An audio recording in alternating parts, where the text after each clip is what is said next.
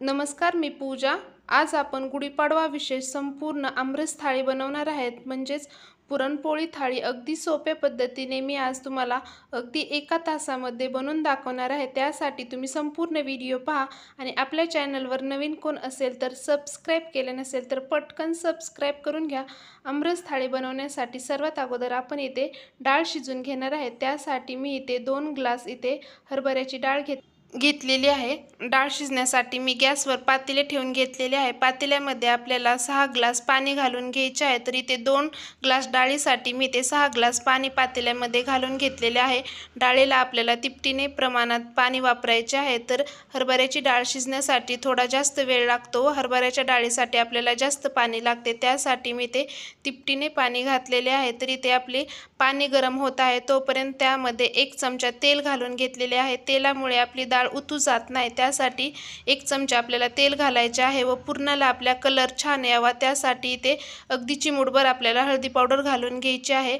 तर हळदी पावडर घातल्याच्या नंतर ह्या पाण्याला छान उकळी येऊन द्यायची आहे. तर उकळी आली की त्यामध्ये आपल्याला ही सर्व डाळ पाण्यामध्ये घालून घ्यायची आहे व फुल गॅस करून आपल्याला ही 5 मिनिट डाळ शिजून घ्यायची आहे. तर बघू शकता ह्या पद्धतीने सर्व डाळ मी इथे पातेल्यामध्ये घालून घेतलेले आहे. व्यवस्थित अशी मिक्स करून घेतल्याच्या नंतर आपल्याला फुल गॅस करून 5 मिनिट ही डाळ शिजून द्यायची आहे. 5 मिनिटानंतर गॅस कमी करायचा आहे व कमी गॅसवर आपल्याला ही डाळ 30 मिनिट शिजून द्यायची आहे. तर ह्या पद्धतीने आपली पुरणाची डाळ शिजत आहे तोपर्यंत आपण दुसरीकडे भात लावून घेऊया. त्यासाठी कुकरच्या डब्यामध्ये 1 वाटी तांदूळ घेतलेला आहे. स्वच्छ धुवून आपल्याला त्यामध्ये परत पाणी घालून घ्यायचे आहे व चवीनुसार मीठ घालून कुकरमध्ये हा डब्बा मी ठेवून घेतलेला आहे. त्याच्या आपल्याला 3 शिट्ट्या करून भात शिजून घ्यायचा आहे.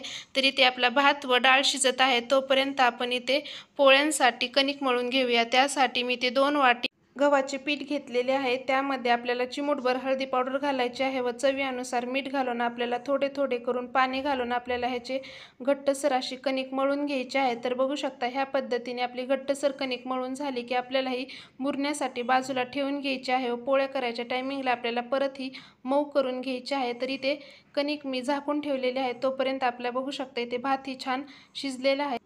तोपर्यंत आपण आमटीसाठी लागणारे वाटण तयार करून घेऊया. त्यासाठी मी इथे 2 मीडियम आकाराचे कांदे घेतले आहेत. 1 खोबऱ्याचा तुकडा घेतलेला आहे व कांदे मी इथे बारीक चिरून घेतलेले आहे. त्याचबरोबर 1 लसणाची जुडी ठेवून आपल्याला हे कांदे लसण सर्व छान भाजून घ्यायचे आहे. तर गॅसवर मी एका बाजूला हे छान भाजून घेतलेले आहे. भाजून घेतल्याच्या नंतर आपल्याला कांदा खोबरं सर्व त्याचे छोटे छोटे तुकडे करून घ्यायचे आहेत व मिक्सरच्या भांड्यामध्ये घालून घ्यायचे आहे. त्यामध्ये आपल्याला 1 कढीपत्त्याच्या पान घालायचे आहे. तर ह्या पद्धतीने कढीपत्ता थोडे कोथिंबीर घालून घेतलेले आहे व ह्याचे आपल्याला वाटण तयार करून घ्यायचे आहे. त्यामध्ये अर्धा चमचा मी इथे धने घालून घेतलेले आहेत. तर बघू शकता ह्या पद्धतीने थोडे करून पाणी घालून मी हे वाटण तयार करून घेतलेले आहेत. वाटण आपले तयार करून छान झालेले आहे. तोपर्यंत इथे बघू शकता आपली डाळ ही छान शिजलेली आहे. तर शिजल्याच्या नंतर डाळ मी एका चाळणीमध्ये बाजूला काढून घेतलेली आहे.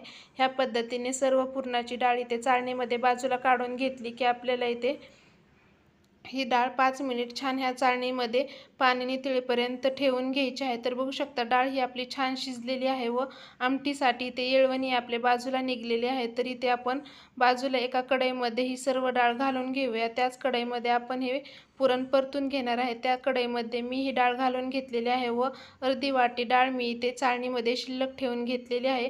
सर्वात अगोदर आपण हे कढईमधली डाळ घालून घेतलेली आहे ते आपल्याला मॅशरने ह्या पद्धतीने छान मॅश करून घ्यायचे आहे. म्हणजे आपण ज्यावेळेस पुरण चाळणीमध्ये चाळतो त्यावेळेस आपल्याला ही पुरण जे लवकर चाळले जाते, त्यामुळे आपल्याला डाळ असतानाच हे पद्धतीने छान अशी मॅश करून घ्यायची आहे. तर ह्या पद्धतीने बारीक डाळ मॅश करून झाली की त्यामध्ये आपल्याला गूळ घालून घ्यायचा आहे. तर मी इथे 2 ग्लासासाठी इथे 1.5 ग्लास गूळ घालून घेतलेला आहे. तर बघू शकता जेवढी डाळ होती तेवढंच मी इथे गूळ घातलेला आहे व अर्धा ग्लास जो आहे त्याची डाळ मी बाजूला काढून घेतलेली आहे. त्याची आपण आमटी तयार करून घेणार आहे. त्यासाठी मी ते जेवढी डाळ असेल तेवढाच गूळ घालायचा आहे.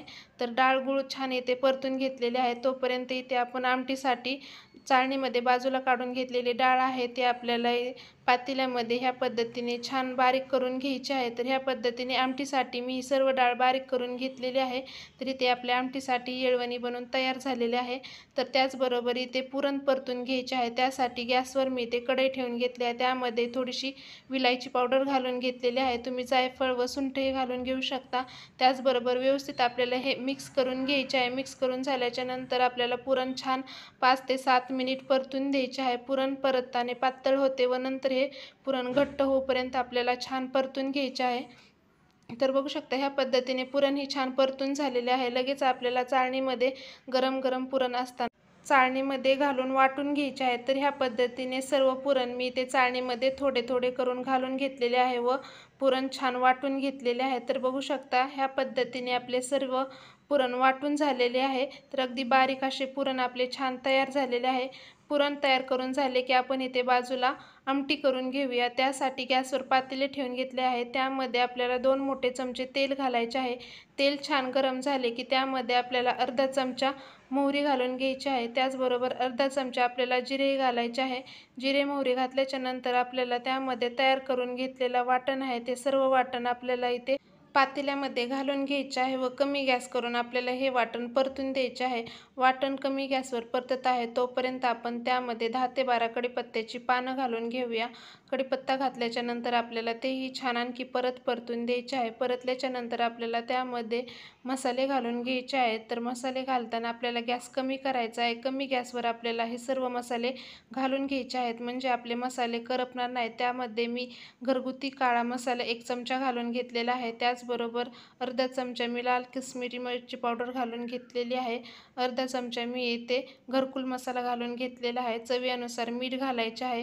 हे सर्व मसाले वाटणामध्ये घातले की आणखी आपल्याला परत तेल सुटेपर्यंत छान परतून घ्यायचे आहे। तर ह्या पद्धतीने छान सर्व मसाले तेलामध्ये परतले की त्यामध्ये आपण इथे पुरणाचं शिल्लक राहिलेलं येळवणी जे आहे ते आपल्याला इथे पातेल्यामध्ये सर्व येळवणी घालून घ्यायचे आहे व आपल्याला लागण तेवढे पाणी आपल्याला त्यामध्ये घालून घ्यायचे आहे। तर बघू शकता ह्या पद्धतीने सर्व येळवणी मी इथे पातेल्यामध्ये घालून घेतलेली आहे व आपल्याला गॅस कमी करून आपल्याला ही आमटी 10 मिनिट कमी गॅसवर छान अशी कढून द्यायची आहे। तर बघू शकता इथे कमी गॅसवर 10 मिनिट मी आमटी शिजून घेतलेली आहे। शिजल्याच्या नंतर या आमटीला आपल्या छान तरी आलेली आहे। तर ह्या पद्धतीने आमटी झणझणीत बनवून तयार झाली की थोडीशी कोथिंबीर घालून घेतलेली आहे। आमटी ही बनवून तयार झाली की आपण इथे भजी तयार करून घेणार आहे। त्यासाठी मी ते 4 कांदे घेतलेले आहेत। कांदे आपल्याला छान उभ्या आकारात कापून घ्यायचे आहेत व एका भांड्यामध्ये हे सर्व कांदे कापून घेतलेले बाजूला काढून घेतलेले आहे। त्यामध्ये आपल्याला आलं लसणाची व हिरव्या मिरचीची पेस्ट घालून घ्यायची आहे। चवीनुसार मीठ घालायचे आहे। अगदी थोडीशी आपल्याला हळदी पावडर ही घालून घ्यायची आहे।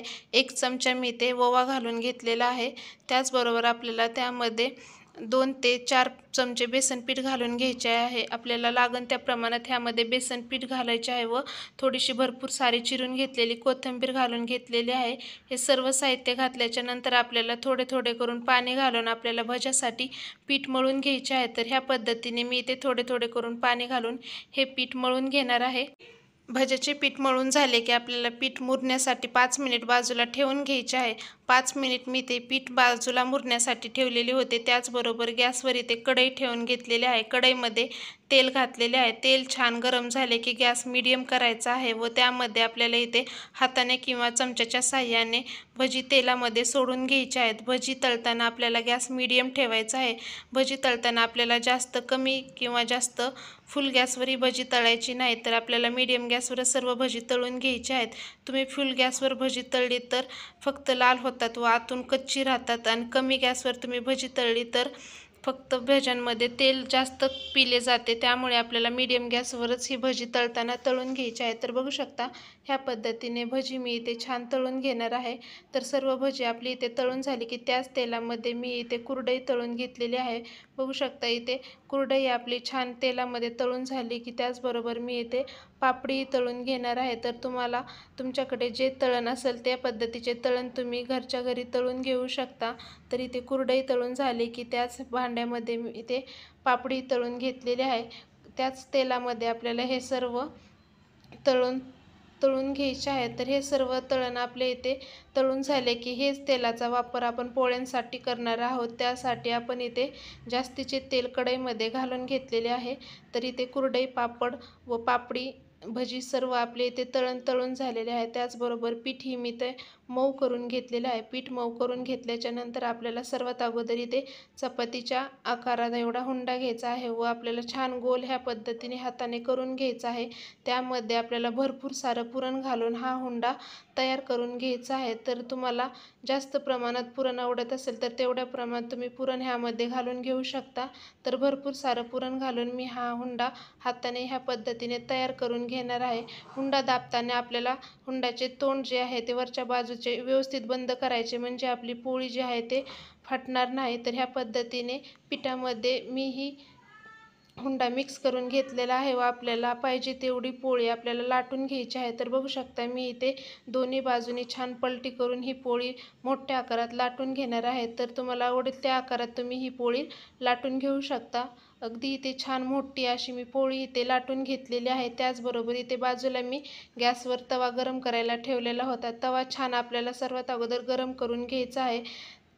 तवा छान गरम झाला की त्यामध्ये आपल्याला पोळी घालून घ्यायची आहे व फुल गॅसवरच आपल्याला ह्या पोळ्या तयार करून घ्यायच्या आहेत, म्हणजे आपल्या पोळ्या ज्या आहेत त्या मऊ राहतात व छान भाजल्या जातात, कडक होत नाही। त्यामुळे आपल्याला तवा सर्वात अगोदर छान गरम करायचा आहे। गरम तव्यावर आपल्याला फुल गॅसवरच ह्या पोळ्या भाजायच्या आहेत, म्हणजे ह्या पोळ्या छान फुगल्या पण जातात व कडक होत नाहीत, मऊ राहतात। तर इथे दुसऱ्या बाजूने पोळी छान पलटली की त्याला मी तेल लावून घेतलेले आहे। त्याचबरोबर दुसऱ्या बाजूने मी ते छान दुसऱ्या बाजूने तेल लावून घेतलेले आहे। दोन्ही बाजूने पोळीला छान तेल लावले की बघू शकता पोळी अगदी टम अशी फुगलेली आहे। तर दोन्ही बाजूने आपली गव्हाळी होईपर्यंत ही पोळी भाजून घ्यायची आहे। पोळी छान भाजून झाली की लगेच दुमडून आपल्याला टोपल्यामध्ये घालून घ्यायची आहे। तर बघू शकता दुसरी पोळी मी इथे तव्यावर घालून घेतलेली आहे। ही पोळी आपल्याला फुल गॅस करून फुल तव्यावरच आपल्याला ही पोळी छान भाजायची आहे, म्हणजे आपल्या पोळ्या सर्व पोळ्या ज्या आपण फुल गॅसवर भाजल्या तरच पोळ्या मऊ राहतात। त्यासाठी आपल्याला पोळ्या भाजताना फुल गॅसवरच भाजायच्या आहेत व जास्त वेळ आपल्याला पोळ्या भाजण्यासाठी लागत नाही। दोन्ही बाजूने अगदी 5 मिनिटात आपली पोळी भाजली जाते। जास्त आपल्याला कडक ही पोळी तयार करून घ्यायची नाही।